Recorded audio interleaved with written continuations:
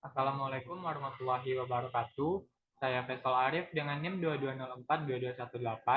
Kali ini saya akan menjelaskan pemahaman saya tentang proposal penelitian saya dengan judul Peran Kejaksaan Negeri Padang dalam Penegakan Hukum Tindak Pidana Korupsi di Kota Padang. Hal ini dikerjakan guna melengkapi tugas pertemuan 7 mata kuliah Metode Penelitian Administrasi dengan dosen pengampu Ibu Artadini Akmal, SAP, MPA.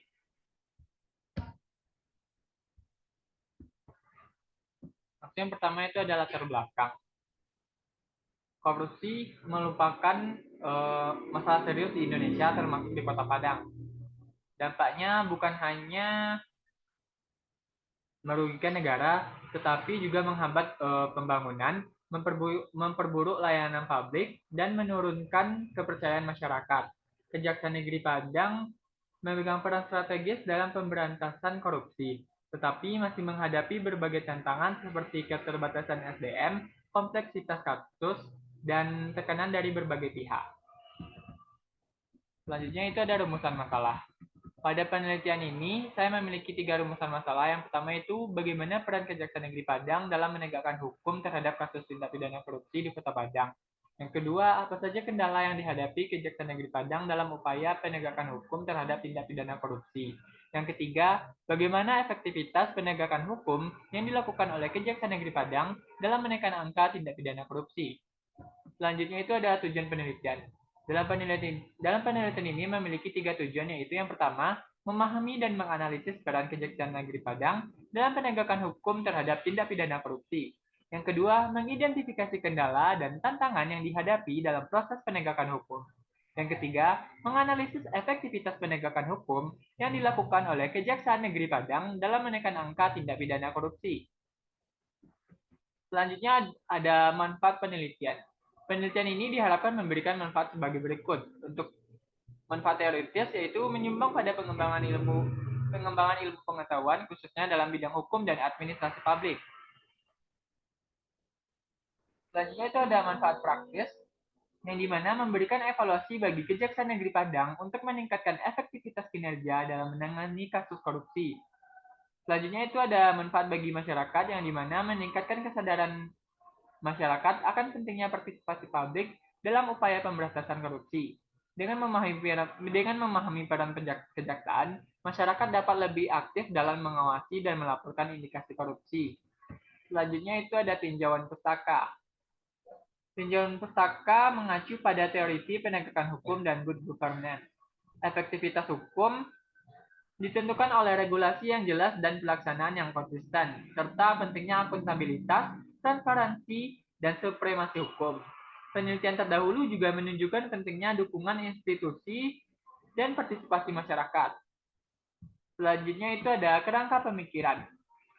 Kerangka pemikiran menjelaskan hubungan antara peran kejaksaan, kendala, dan efektivitas penegakan hukum. Diagram alur dalam penelitian ini menggambarkan interaksi antar variabel dan bagaimana ketiganya berkontribusi terhadap upaya pemberantasan korupsi. Selanjutnya itu ada hipotesis. Dan penelitian ini, hipotesis yang diajukan dalam mencakup 2, yaitu yang pertama, Kejaksaan Negeri Padang memiliki peran yang signifikan dalam penegakan hukum terhadap tindak pidana korupsi, yang dimana pada penelitian ini akan menguji seberapa besar kontribusi Kejaksaan Negeri Padang dalam menanggulangi kasus korupsi. Hipotesis yang kedua yaitu terdapat kendala yang mempengaruhi efektivitas penegakan hukum oleh Kejaksaan Negeri Padang dalam menangani kasus korupsi. Di dalam penelitian ini akan mengidentifikasi faktor-faktor yang menghambat kinerja kejaksaan. Selanjutnya ada instrumen penelitian kuantitatif. Instrumen penelitian kuantitatif yang digunakan dalam penelitian ini yaitu yang pertama adalah kuesioner, yang dimana dirancang untuk mengumpulkan data dari responden mengenai persepsi masyarakat dan kinerja Kejaksaan Negeri Padang. Kuesioner ini akan mencakup pertanyaan tertutup dan terbuka untuk mendapatkan data yang komprehensif. Selanjutnya itu ada wawancara yang dimana dilakukan dengan pihak terkait di Kejaksaan Negeri Padang untuk mendapatkan informasi yang lebih mendalam mengenai proses penegakan hukum dan tantangan yang dihadapi. Selanjutnya ada uji validitas dan reliabilitas. Uji validitas akan dilakukan dengan menggunakan analisis faktor untuk memastikan bahwa instrumen penelitian benar-benar mengukur variabel yang dimaksud. Reliabilitas akan diukur menggunakan Crunchbase Alpha untuk menilai konsistensi internal dari instrumen yang digunakan. Nilai Cronbach alpha di atas 0,7 dianggap baik dan menunjukkan bahwa instrumen tersebut dapat diandalkan. Selanjutnya ada teknik pengumpulan dan pengolahan data.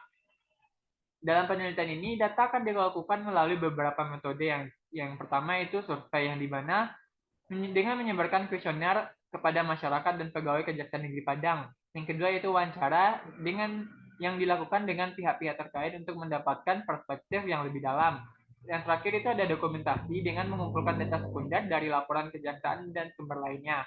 Setelah pengumpulan data, pengolahan data akan dilakukan menggunakan software statistik seperti SPSS untuk menganalisis data yang telah diperoleh. Selanjutnya ada teknik pemilihan sampel. Sampel dipilih menggunakan metode stratified random sampling agar mencerminkan keragaman populasi. Responden terdiri dari masyarakat umum, pegawai Kejaksaan Negeri Padang, dan pihak-pihak yang relevan dengan penelitian. Selanjutnya ada teknik analisis data, yang dimana yang pertama itu ada analisis deskriptif untuk menggambarkan karakteristik data yang diperoleh seperti frekuensi dan presentase. Dan analisis inferensial untuk menguji hipotesis menggunakan metode seperti uji T atau ANOVA untuk melihat perbedaan yang signifikan antara kelompok. Hasil analisis ini akan memberikan gambaran yang jelas tentang efektivitas penegakan hukum oleh Kejaksaan Negeri Padang.